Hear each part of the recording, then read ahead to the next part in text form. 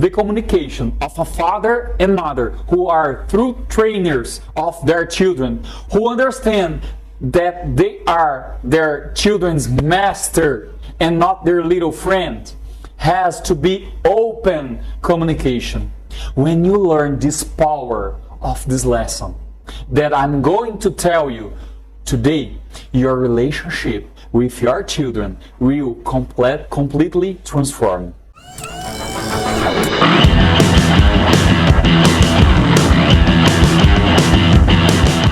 One of the 10 questions I heard most from parents is how I communicate with my children effectively. And what I see most in life are fathers and mothers who communicate with a child as if they were an animal or as if they were an objective. Want to know what this is? They shout and yell at the child and as if they have a hearing problem, or they simply say one thing and are ignored as if they were talking to a door. See, animal or object. I bet you want to have good communication with your children, but you don't even know what communication is. You don't know why we as a society think that communication is the ability to speak. So if you learn to speak, you soon know how to communicate, right? Wrong. A few days ago, I went to a pediatric ENT and had a communication lesson and even picked up some powerful codes from the guy. What a brilliant way to communicate. After arriving at the office, he bent down a little and spoke to my son in a friendly tone. For example, first he tried to gain the patient trust, a 2-year-old child. After that, he spoke to my wife. She seemed more open and more interested in the consultation. And when greeting me, he shook my hand firmly and looked in my eyes. In the first 30 seconds of the consultation, he gained all 3 family members' trust. And as the consultation progressed, he answered my wife's question masterfully, without appearing to have any type of superiority or pride. He examined my son and once again demonstrated knowledge in dealing with children. He was quickly practical and objective, as my son was crying after being examined by a stranger. This consultation took about 20 minutes and we left with a common feeling. This guy is very good at what he does. And I've never seen him. I don't know if he's really good at what he does. But why did I get the impression that he was really good? Because he was a great communicator.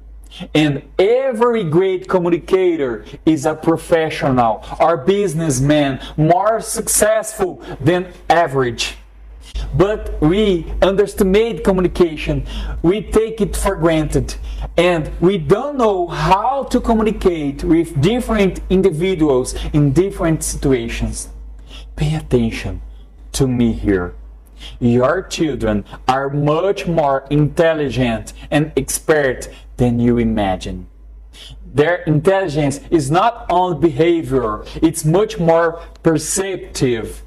That's why you talk to them and they ignore you, because you use verbal language incorrectly and no-verbal language using gestures, facial expressions, body language also incorrectly. I will answer the question from the beginning, but first get this code.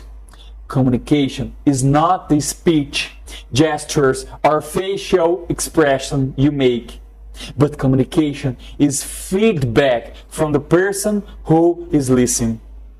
The best communicators in the world are people who pay attention to the other person's speech, gesture, or facial expression.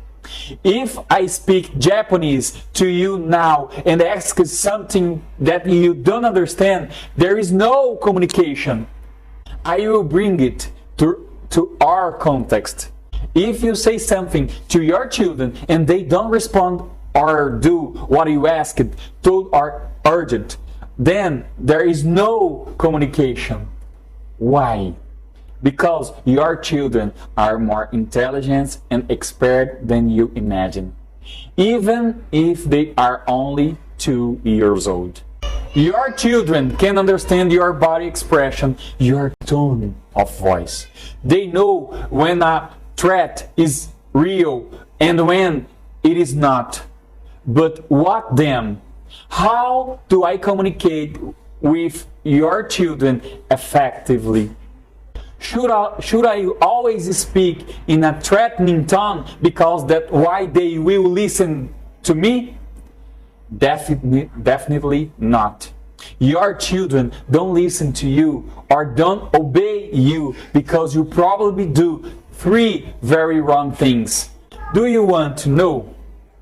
First, you should never tell your children bad things about them, even and especially while you are angry or dissatisfied with something they did.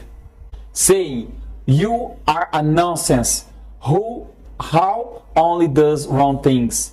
You are not good for anything. Why did you do that? Open communication from parents' trainings has no room for provocation, threats, or insults. When you correct your children without doing any of these things, without provoking, threatening, or insulting them, you do not leave room for excuse, for counterattacks, or denial of responsibility. In addition to not getting what you want, if you do this, it can cause enormous harm in the minds of your children. Need of approval blocked, victimism blocked, etc. 2. Build authority. Authority is not built with beatings, slap, etc. It would say it's the opposite. If a police officer stops you on the street, do they need to hit you to show authority? You need to beat your children just because you haven't built authority over them.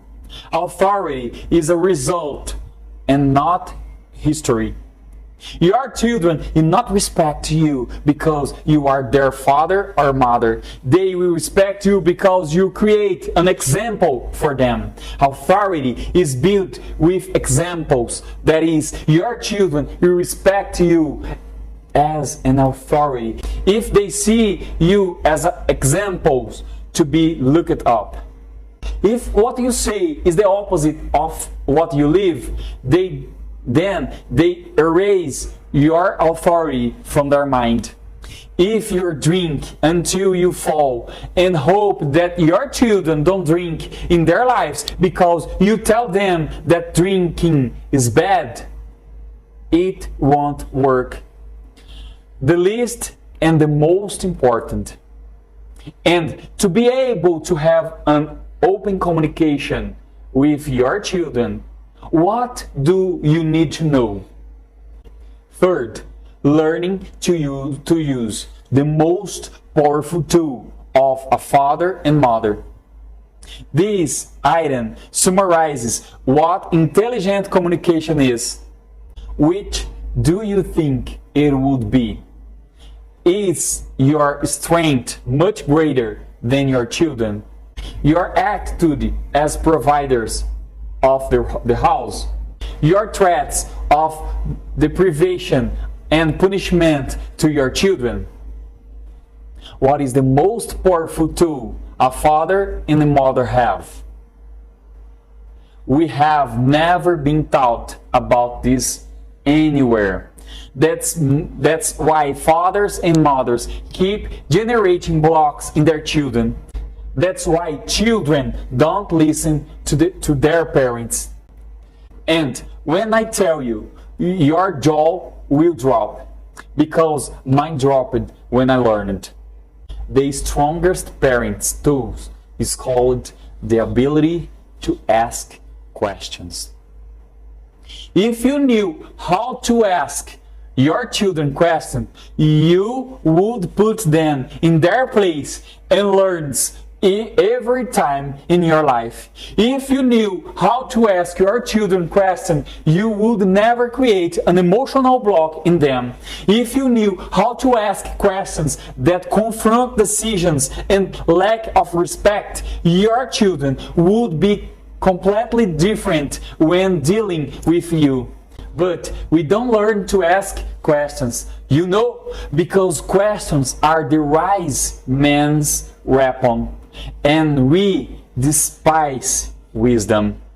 The next time your son or daughter does something like this, gets a bad grade in class, breaks something inside your house, or yells at you, try, instead of shouting back at them, instead of insulting them, instead of spanking them, try asking them 10 questions without stopping, until you take the juice out of their minds, until they have nothing left to answer to you, until they give up on the conversation and apologize, until you discover the cause of their behavior. They will have a brain cramp. They will no longer see you as an executioner or someone backward to be ignored, but as someone who needs to be respected for their positions as a leader. I'm Danilo Leão de Souza, and this is Ranigans.